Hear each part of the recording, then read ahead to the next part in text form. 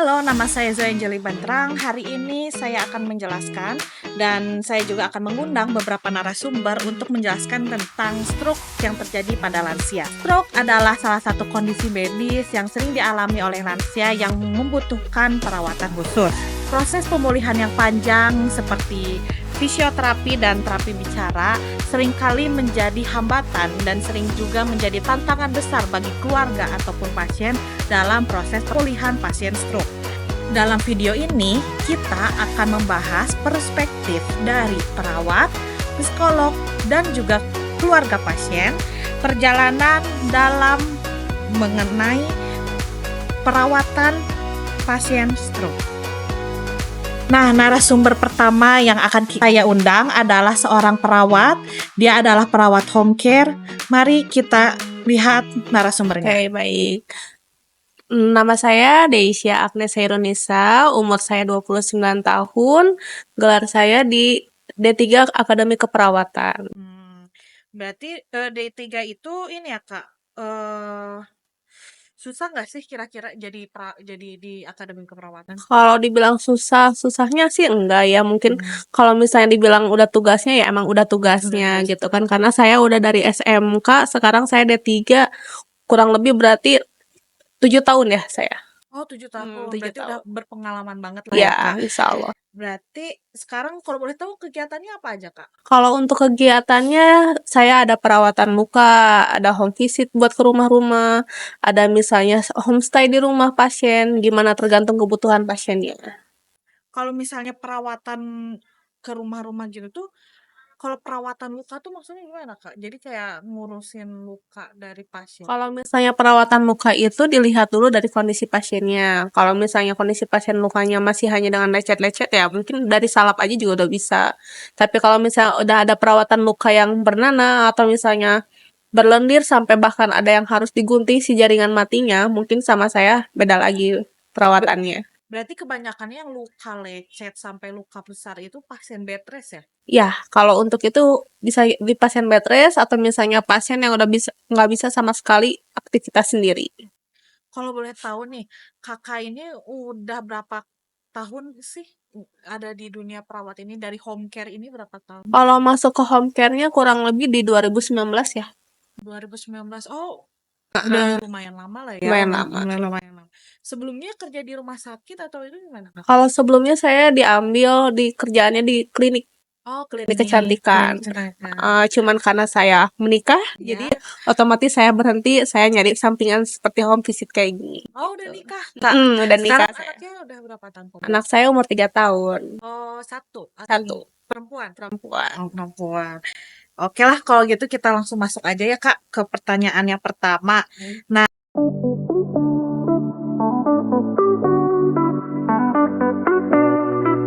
Misalnya untuk tanda-tanda awal ya, tanda-tanda awal itu bisa digejalai dari pertama pola hidup yang tidak sehat, yang kedua kurang dari makanan sayuran ataupun daging-dagingan yang kayak gitu, yang ketiga pola usia, yang keempat pikiran.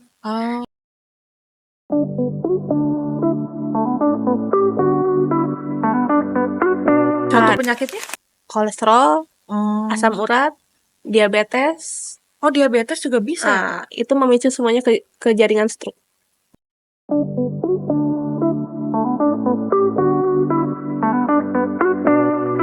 Langkah pertama ya, dari makanan. Yang kedua, konsultasi sama dokter. Yang ketiga, harus rutin setiap 1 bulan 1 kali untuk kontrol ke rumah sakit. Yang keempat itu dari pola makanan sama minum obatnya itu tidak boleh telat.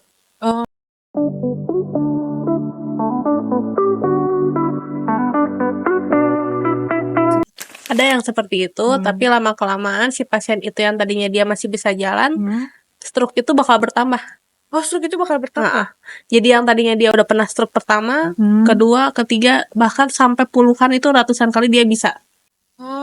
Cuman kita nggak tahu di saat jam berapa, itu kapan, itu kita nggak tahu. Karena tanda-tandanya itu sedikit-sedikit tapi dia cepat.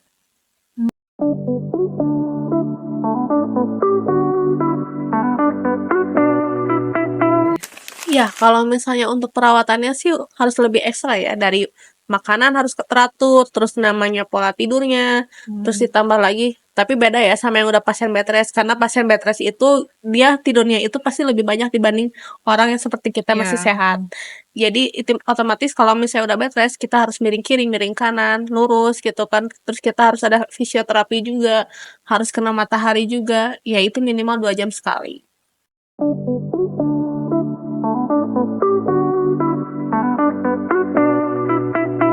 Ya, saya mengedukasi cara perawatannya, tapi untuk di luar dari kayak memasangkan alat saya tidak. Jadi hanya perawatannya aja, misalnya memandikan, terus misalnya gosok gigi, terus ganti pamper, ganti tempat spray gitu kan. Itu saya kasih gitu. Tapi kalau misalnya untuk pasang alat seperti kateter atau sonde atau yang lainnya itu saya tidak kasih. Oh.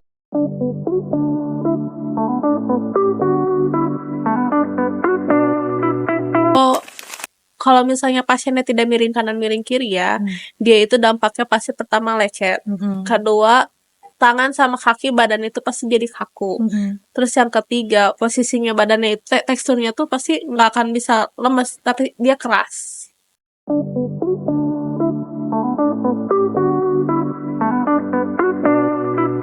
Sih pertama kalau misalnya pasien itu BAB ya. Oh, BAB. Di saat perawat udah nggak ada. Iya. Itu ke satu. Yang keduanya panik di saat si pasien itu terlalu ke bawah dari tempat tidurnya. Jadi dia harus ditegakin ke atas. Pakai tempat tidur pasien. Nah, yang ketiga posisinya kalau misalnya paniknya kalau misalnya tekanan darah, nadi, saturasi itu semua aman, masih aman. Tapi kalau misalnya ada salah satu di antara itu ada yang rendah atau misalnya si pasien mulai sesek, mungkin pasti panik keluarga. Nah, narasumber yang kedua ini dia adalah seorang psikolog dan juga dosen di salah satu universitas yang ada di Bandung. Mari kita lihat jawaban dari narasumber berikut. Kenalkan, saya namanya Hedi Wahyudi, psikolog. Nah, profesi saya sebagai psikolog. Saya pengajar di salah satu perguruan tinggi di Kota Bandung.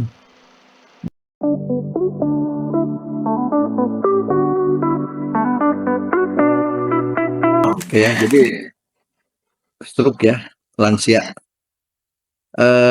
Itu artinya kan ada dua hal permasalahan. Satu, lansianya sendiri ya, karena penuaan akan mengalami berbagai macam masalah-masalah psikologis ya, senilitas, penurunan fungsi-fungsi psikologis. Iya, betul. Ya, kalau ditambahkan dengan dia mengalami stroke, nah stroke-nya sendiri kan itu juga mempunyai konsekuensi yang cukup mengganggu ya, apalagi pada orang yang senil ya, orang yang sudah lansia. Masalahnya sendiri sebetulnya dampaknya dalam berbagai hal ya, kalau dikenal dalam psikologi itu bisa ke masalah-masalah yang sifatnya emosional gitu ya.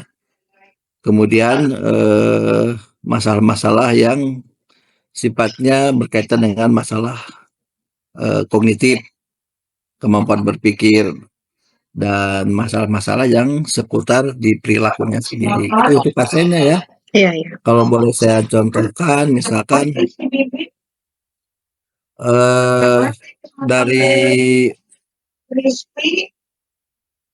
dari aspek-aspek yang bermasalah yang berkaitan dengan pada lansia secara fisik Ya. stroke itu kan sangat mengganggu ya, jadi dia akan mengalami ketergantungan pada orang lain gitu ya, sehingga ya itu akan menggugah masalah-masalah emosional. Nah, kemudian di aspek kognitif, berpikirnya itu adalah akan kesulitan mengalami konsentrasi ya, pada orang yang mengalami stroke pada lansia ya. Sulit mempertahankan atensi pada satu objek. Jadi kalau dia nanti lansia masih harus bekerja, Itu kan jadi frustrasi ya, Iya, iya. karena tidak bisa bekerja dengan maksimal, ya. Kemudian juga ingatannya akan, sulit mengingat hal-hal, baik itu ingatan jangka panjang atau jangka pendek, short term atau long term memory. Nah, oleh karena itu perlu, eee, pemahaman ya, kira-kira harus apa ya keluarga yang bisa supaya nanti, apa ya, bisa meminimalkan resiko-resiko, karena ini kan kalau nanti gangguannya cukup lama kan juga akan, apa ya, menguras energi atau, eee, ketahanan psikologis orang-orang di sekitarnya, gitu. Nah, yang terakhir narasumber kita adalah dari keluarga pasien. Kita juga akan mendengar sekaligus belajar dari keluarga pasien ini tentang perawatan dan pengalaman dia dalam menangani pasien stroke. Saya nama Ana Ratna Dewi, sebagai anak kandung dari ibu saya yang lagi sakit stroke yang ketiga kali.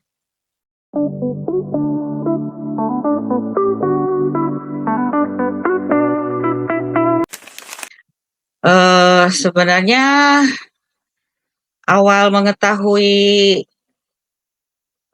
ibu saya stroke itu dari dari anggota keluarga di rumah ibu saya. Saya kan kebetulan tidak tinggal bersama ibu saya, gitu. Jadi, langsung dikasih tahu bahwa ibu saya itu jatuh, lemes, jadi cepet-cepet saya ke rumah ibu saya yang ada di ujung Berung. Saya tidak menyangka kalau dari lemes itu akan stroke, padahal ini teh, kalau tahu, ya cepat-cepat saya harus ambil tindakan, tapi ternyata untuk itu, hari itu, belum tahu itu ibu saya teh kena stroke, enggaknya cuma lemes, masih bisa makan, tapi makannya udah mulai kesedak-kesedak gitu, nggak lancar. Nah, jadi taunya ya dari keluarga yang biasa tinggal dengan ibu saya gitu, awal stroke-nya gitu. Dilihat gitu tangannya udah gerak-gerak sebelah, oh karena saya udah pengalaman mengurus ibu saya penyakit stroke pertama dan stroke kedua, begitu, gerakannya jadi saya ingat, oh ini bener kena stroke gitu. Itu yang awal saya ketahui.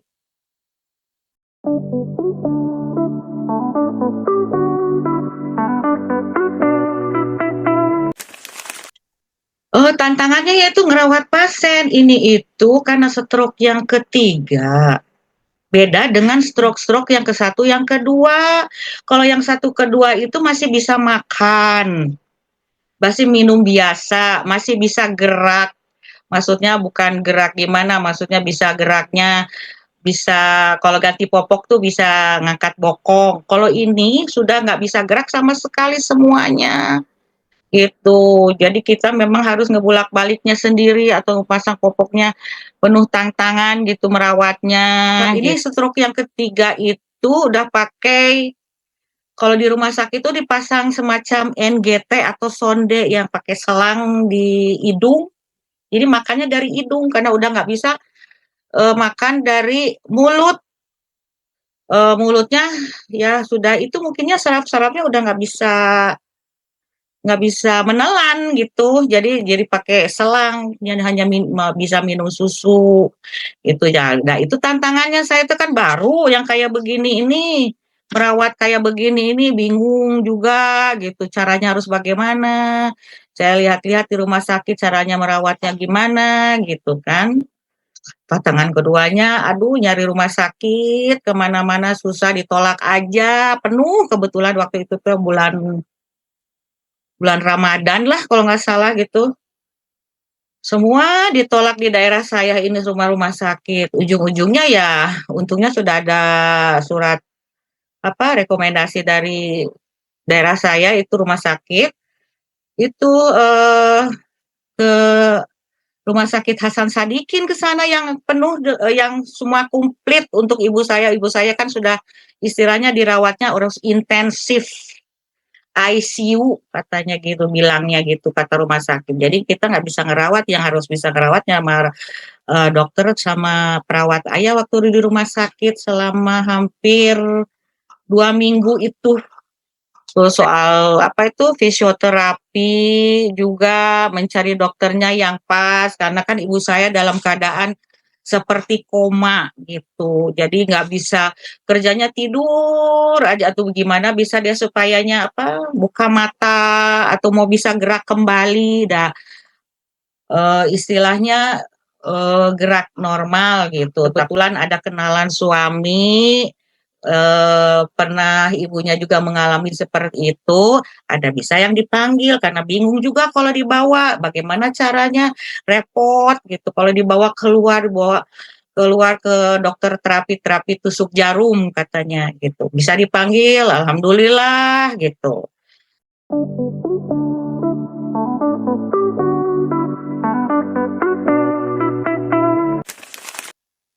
Tolong aja diperhatikan orang tuanya. Kalau memang sayang sama orang tua, kalau kita nggak sama orang tua itu nggak berserumah sama orang tua, kalau nggak dijenguk seminggu sekali, 2 minggu sekali, gitunya sebulan 2 kali, atau kalau nggak ditelepon, tanyain keadaannya, bagaimana sehat enggaknya, terus perhatikan kalau umpamanya lihat makanannya bagaimana, apa yang kurang, biasanya kalau umur-umur lansia seperti itu semua itu sudah kurang, tenaganya kurang, energinya kurang, jadi kita harus mensuplai kayak vitaminnya, makanannya yang bergizi, gitu. Merawat pasien stroke tidaklah mudah, apalagi merawat lansia yang mengalami stroke. Dukungan dari keluarga, cinta, dan juga doa dari keluarga akan membantu dalam proses perjalanan merawat pasien stroke ini sampai sembuh. Semoga video ini bermanfaat bagi yang menonton. Sekian dari saya, sampai jumpa.